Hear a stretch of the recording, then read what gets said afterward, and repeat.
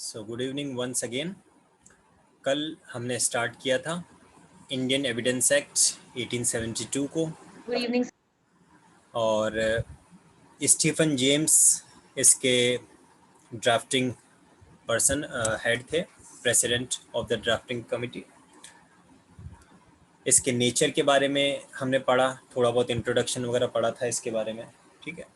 और डेफिनेशंस पे हम थे, इंटरप्रिटेशन क्लॉज पे थे। सेक्शन 3 इसका इंटरप्रिटेशन क्लॉज है। इंडियन एविडेंस एक्ट में टोटल अगर हम बात करें तो 3 पार्ट्स में डिवाइडेड है इंडियन एविडेंस एक्ट हमारा, जिसमें फर्स्ट पार्ट सेक्शन 1 से लेकर 4 तक है, और देन सेकंड पार्ट इसमें सेक्शन 5 से लेकर 55 तक है। तो हमने कल जो डिस्कस किया था that was till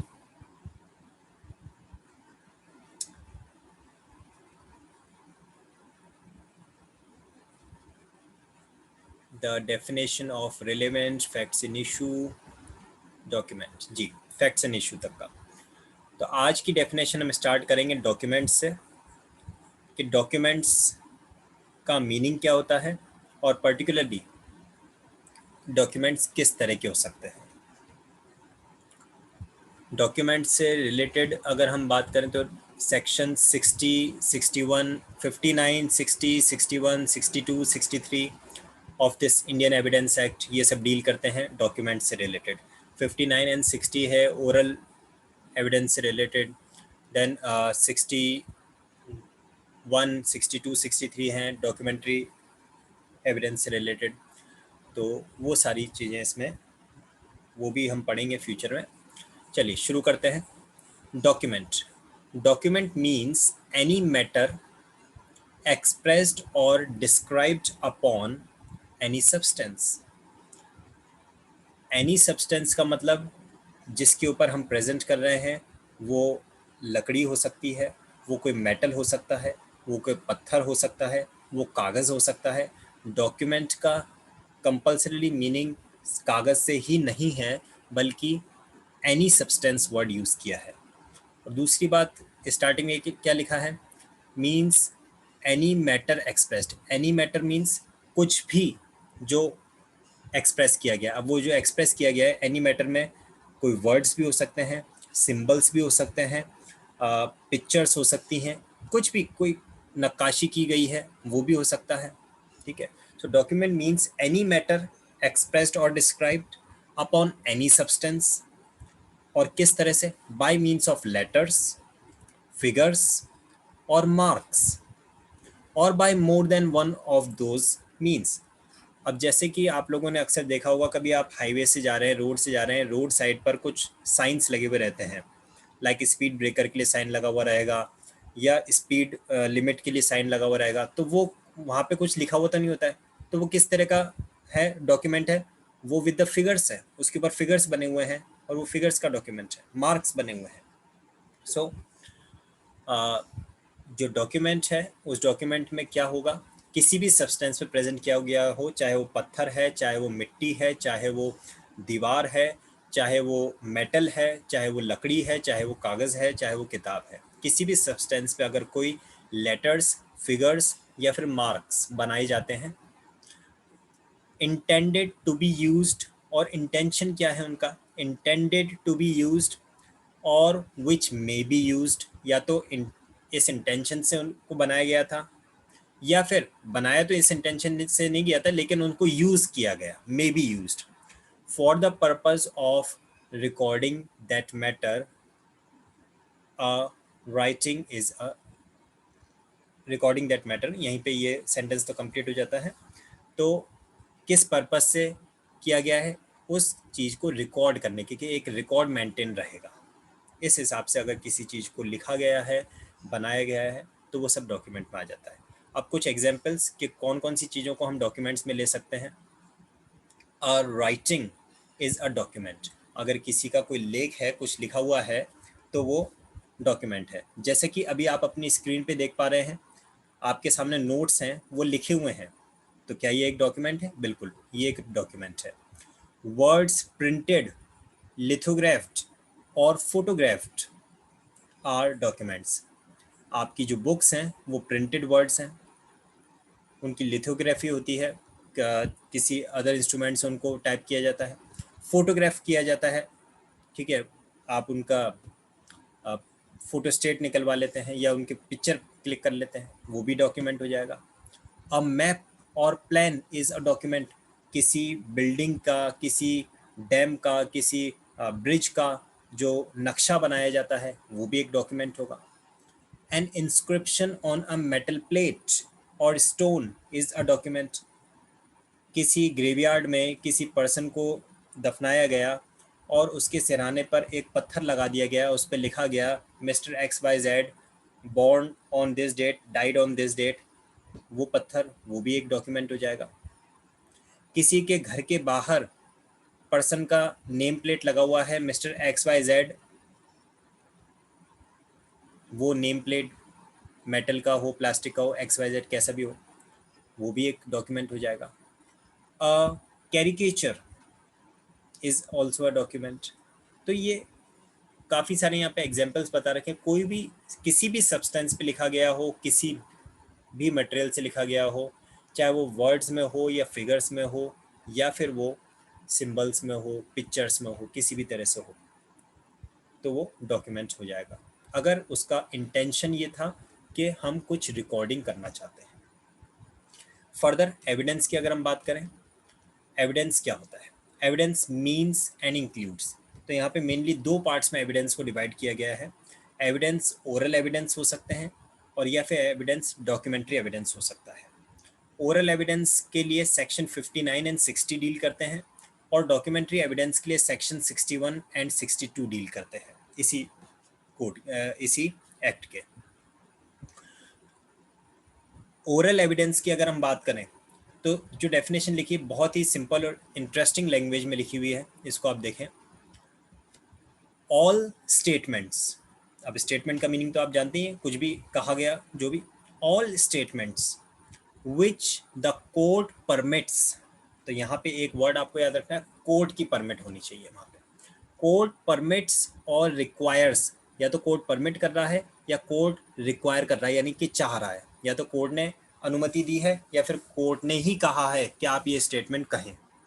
all statements which the court permits और requires to be made before it, यानी कि वो स्टेटमेंट कोर्ट के सामने ही प्रेजेंट होना चाहिए।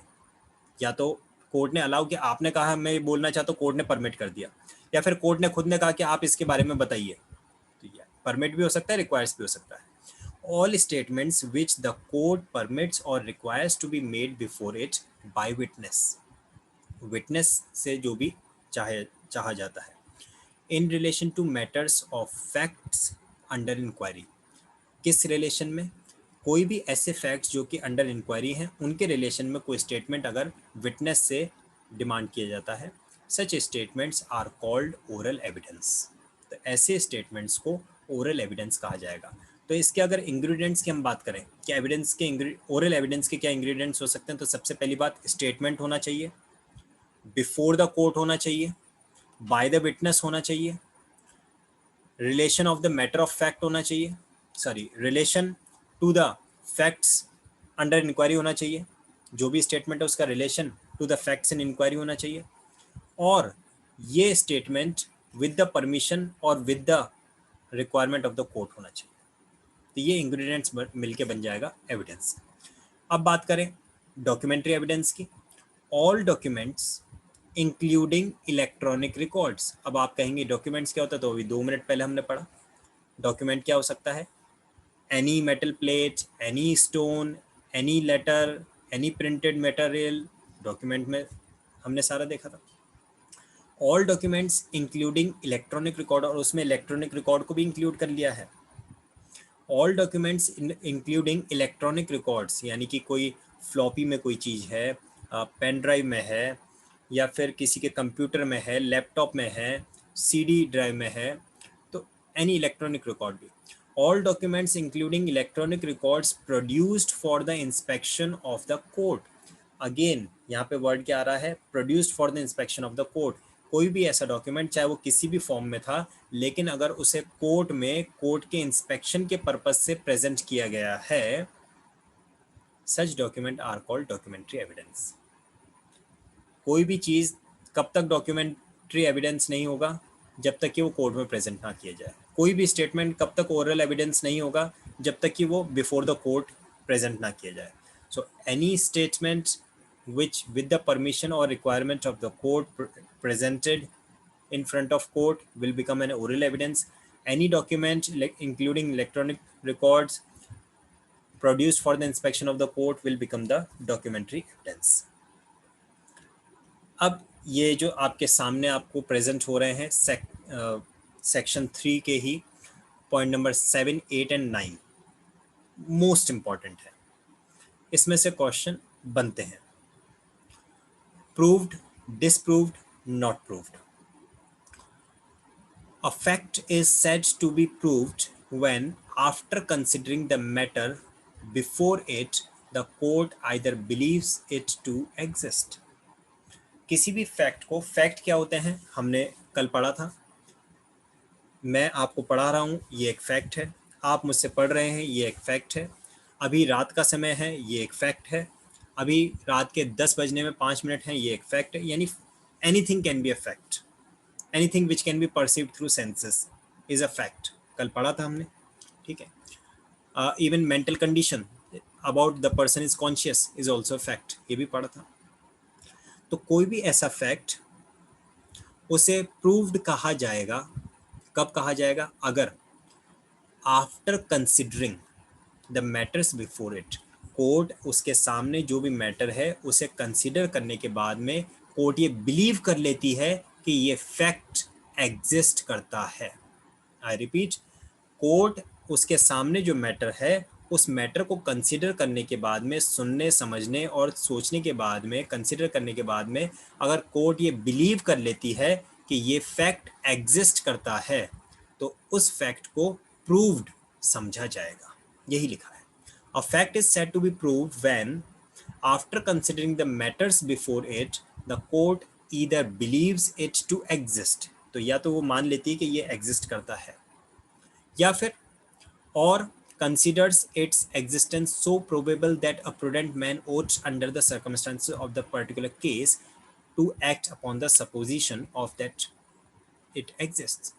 या तो मान लेती है कि वो एग्जिस्ट करता है, और या फिर उसकी एग्जिस्टेंस को इतना संभाव्य मानता है, द एग्जिस्टेंस सो प्रोबेबल, कि एक आम जो समझदार व्यक्ति है, अ प्रूडेंट मैन ought to, एक जो भी विवेकशील व्यक्ति है, वो ऐसी सर्कमस्टांसेस में, जिन सर्कमस्टांसेस में ये फैक्ट प्रेजेंट किया गया है, इन सर्कमस्टांसेस में एक विवेकशील व्यक्ति उसको मान लेता.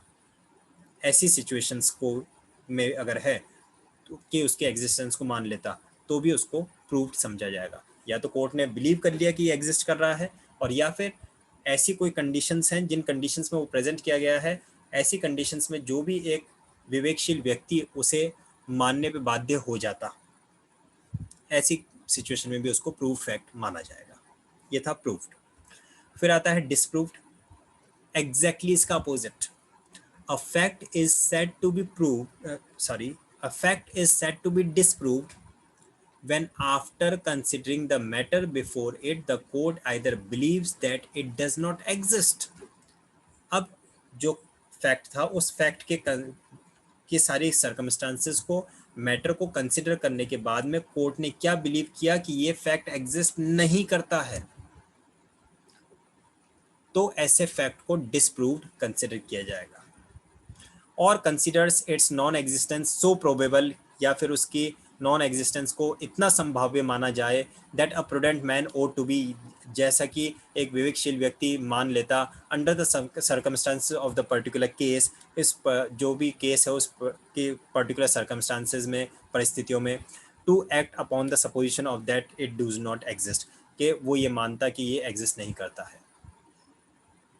तो अगर सारी कंडीशंस को कंसिडर करने के बाद में, मैटर्स को कंसिडर करने के बाद में, कोर्ट ये बिलीव करता है कि फैक्ट एग्जिस्ट करता है, तो उस फैक्ट को प्रूव्ड माना जाएगा. और कोर्ट ये बिलीव करता है कि ये फैक्ट एग्जिस्ट नहीं करता है, तो उस फैक्ट को डिसप्रूव्ड माना जाएगा.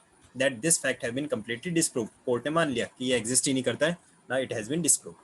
और लास्टली इसका आता है नॉट प्रूव्ड, यानी कि जब किसी फैक्ट के बारे में कोर्ट किसी फाइनल कंक्लूजन पे ना पहुंच सके, जब किसी फैक्ट के बारे में after considering the matter court कोई ये डिसाइड ही नहीं कर सके वेदर इट एग्जिस्ट और नॉट एग्जिस्ट, क्योंकि एग्जिस्ट है तो प्रूव्ड है, नॉट एग्जिस्ट है डिसप्रूव्ड है, लेकिन जब किसी फाइनल कंक्लूजन पे ना पहुंचा जा सके तो उसको कहा जाता है not proved, neither it has been proved not it has been disproved. So a fact is said not to be proved when it is neither proved nor disproved. ये था। एक मैक्सिम है, falses in uno, falses in omnibus. Falses in uno, falses in omnibus. Falses in is not a rule of evidence in a criminal trial, and it is duty of the court to extract truth from falsehood, to shift grain from the shaft। यानी कि court के पास में जो भी matter आता है, अब ये कोर्ट की ड्यूटी है, कोर्ट की रिस्पॉन्सिबिलिटी है कि इसमें से सारी चीज़ें को अलग अलग करे कि ठीक है ये वाला फैक्ट प्रूव्ड है, ये वाला फैक्ट डिसप्रूव्ड है, ये वाला नॉट प्रूव्ड है। ये कोर्ट की सारी रिस्पॉन्सिबिलिटी रहती है under that criminal trial. It is not the rule of evidence कि जो चीज़ आई है उसको किस तरह से प्रूव्ड या डिसप्रूव्ड माना जाए। जिस तरह से एक भूसे के ढेर में, या फिर कहा जाए जो अनाज और भूसा साथ में है तो उसमें से अनाज को अलग किया जाना है, उसी तरह की एक सिचुएशन रहती है कोर्ट की। सो falses in uno, falses in omnibus is not a rule of evidence in criminal trial, and it is the duty of the court, it is the duty of the court to extract truth from the falsehood, जो सारे तथ्य हैं उनमें से सच को निकाल ले, to shift the grain from the shaft, जो भी भूसा है उसमें से अनाज को अलग निकाल ले। और ये एक साइटेशन आपके सामने प्रेजेंटेड है, Trilokinath versus state of UP, AIR 2006, supreme court 321, और इसमें ही ये मैक्सिम को यूज़ किया गया था। इसके अलावा कोर्ट को ही सारे फैक्ट्स को, सारे एविडेंसेस को स्क्रूटनाइज करना चाहिए। ये डिसाइड हुआ था स्टेट ऑफ गुजरात वर्सेस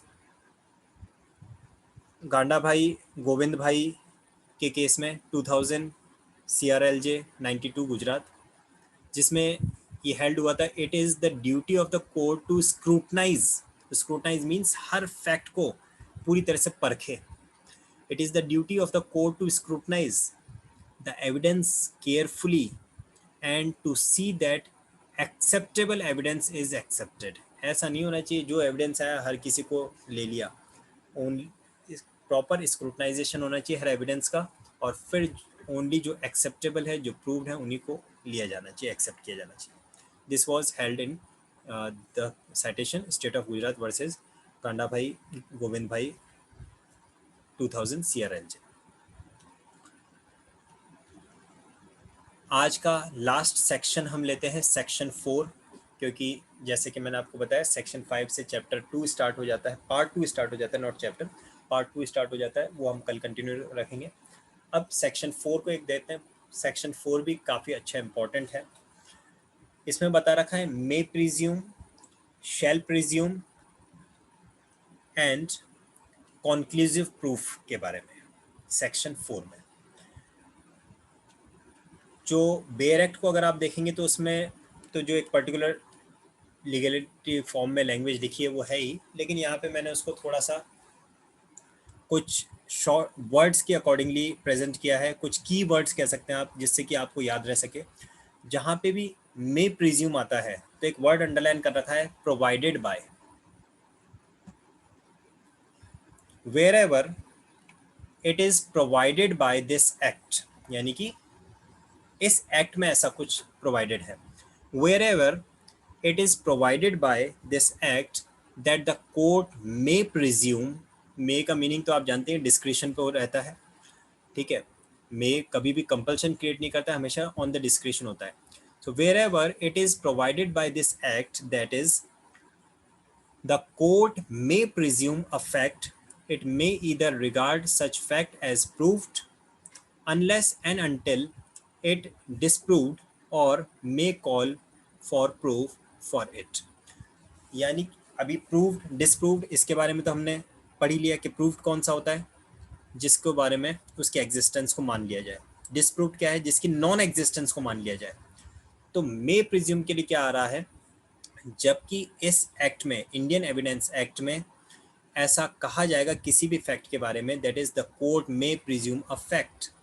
जहां कहीं पे भी जिस भी सेक्शन में लिखा जाएगा that the court may presume a fact, तो ऐसी सिचुएशन में उस फैक्ट को या तो प्रूव्ड मान लिया जाएगा, it may either regard such fact as proved, कब तक, unless and until it is disproved, जब तक कि उसको डिसप्रूव ना कर दिया जाए। और डिसप्रूव कौन करेगा, ऑब्वियसली अपोजिट पार्टी के ऊपर ये बर्डन रहेगा उसे डिसप्रूव करने का। तो ये था मे प्रिज्यूम का, और मे call for proof of it. अब यहाँ पे जो इंपॉर्टेंट वर्ड्स आपको ध्यान रखने हैं मे प्रिज्यूम के लिए, it is on the discretion of the court to believe it और नॉट, ऑब्लिगेटरी नहीं है, on the discretion of the court है। It is a presumption of fact. देखिए प्रिजम्पशन ऑफ फैक्ट भी होता है, प्रिजम्पशन ऑफ लॉ भी होता है। ये क्या है, ये प्रिजम्पशन ऑफ फैक्ट्स है, नेचुरल प्रिजम्पशन है और रिबिटेबल नेचर का है। रिबिटेबल मीनिंग एक बार जो भी प्रिजम्पशन लिया गया उसको चेंज भी किया जा सकता है। जैसे ही अपोजिट पार्टी उसके बारे में कोई और फैक्ट ले आती है तो वो रिब्यूट हो सकता है, चेंज हो सकता है। और मे प्रिज्यूम से रिलेटेड जो कुछ सेक्शंस हैं इंडियन एविडेंस एक्ट के, वो यहाँ पे स्पेसिफाइड हैं। Section 86, section 87, section 88, section 90, section 114 and 118 are the sections in which the word have been provided may presume. क्योंकि जैसे कि मैंने अंडरलाइन किया, whenever it is provided by this act, तो इस एक्ट के जिन सेक्शंस में वर्ड लिखा गया है मे प्रिज्यूम, तो ऐसी सिचुएशन में court either regard such fact to be proved unless it has been disproved, जब तक कि उसे डिसप्रूव नहीं कर दिया जाएगा तो कोर्ट उसे प्रूव्ड प्रिज्यूम कर सकती है। शैल प्रिज्यूम, जैसे कि आपको ध्यान है, जैसे ही वर्ड शैल आ जाता है, शैल का मीनिंग क्या हो जाता है, एक तरह का कंपल्शन सा आ जाता है, एक तरह का ऑर्डर फॉर्म आ जाता है। तो देखिए व्हेनेवर इट इज़ डायरेक्टेड, जहाँ पे वर्ड शैल आया वहाँ पे क्या लिखा है, हमने मे के लिए लिखा था प्रिस्क्राइब्ड, और शैल के लिए क्या लिख रहा है, डायरेक्टेड, यानी कि ऑलरेडी डायरेक्शन दिया हुआ है। whenever it is directed by this act that the court shall presume a fact, it shall regard such fact as proved। तो जहाँ पे डायरेक्ट किया जाएगा कि कोर्ट को इस फैक्ट को प्रूव्ड ही मानना है तो वो प्रूव्ड ही मानेगा, unless and until it is disproved, जब तक कि उसे डिसप्रूव ना कर दिया जाए तब तक उसे प्रूव्ड ही मानेगा। मे प्रिज्यूम में डिस्क्रिशन ऑफ द कोर्ट था, लेकिन शैल प्रिज्यूम में क्या लिखा है, शैल प्रिज्यूम में it is directive in nature to the court, यानी कि जब तक कि अपोजिट पार्टी उसे डिसप्रूव ना कर दे कोर्ट उसे प्रूव्ड ही मान के चलेगा। It is a presumption of law, जो मे प्रिज्यूम था वो प्रिजम्पशन ऑफ फैक्ट था, ये प्रिजम्पशन ऑफ लॉ है, और normally it remains irrebuttable in nature. जब एक्ट ने ही उसको प्रूव्ड मान के चल रहा है तो फिर वो इरिबिटेबल ही रहता है। इससे रिलेटेड कुछ सेक्शंस हैं, section 79, 80, 81, 83, 85, 89, 104, 105, 107 and 108. These sections directs about the facts to be shall presume, word वहाँ पे यूज़ किया है, तो वहाँ पे कोर्ट को उसे प्रूव्ड ही मान के चलना है। लास्टली आपके पास में आता है कॉन्क्लूसिव प्रूफ। जैसे जैसे हम आगे बढ़ते जा रहे हैं, मे प्रिज्यूम में कम्प्लीटली ऑन डिस्क्रिशन था, शैल प्रिज्यूम में डायरेक्टिव इन नेचर था, और कॉन्क्लूसिव प्रूफ में तो 100% इरिबिटेबल हो जाता है ये, when one fact is declared। अब डायरेक्शन नहीं है किसी के, ये तो डिक्लेयर ही हो चुका है। One fact is declared by this act to be conclusive proof, of another, the court shall on proof of the one fact regard the other as proved and shall not allow evidence. ये देखिए क्या लिखा है, shall not allow evidence to be given for the purpose of disproving it. यानी कि उसे disprove करने के लिए अब तो एविडेंस भी अलाउ नहीं किया जाएगा. And it is a legal presumption. It is decisive or declaratory in nature. Already declare हो चुका है, डिसीजन हो चुका है उसके बारे में, तो अब उसको डिसप्रूव करने के लिए एविडेंस भी अलाउ नहीं किया जाएगा. And the related sections to it is section 112, section 41, section 113, 82, 115, 116 and 117. ये से रिलेटेड सेक्शंस हैं. So this was all for today. जैसे कि मैंने आपको कहा, इसके जस्ट बाद में क्या आ जाता है आपका part 2 of Indian evidence act, इसमें स्टार्ट हो जाता है chapter 2 and part 2 of relevancy of facts, जिसमें सेक्शन 5 से लेकर सेक्शन 55 तक कवर्ड है. जो हमने आज पढ़ा है उससे रिलेटेड किसी के माइंड में कोई कन्फ्यूजन, कोई डाउट है तो पूछ सकते हैं. अदरवाइज ये चैप्टर 2 हम कल स्टार्ट करेंगे, कंटिन्यू रखेंगे.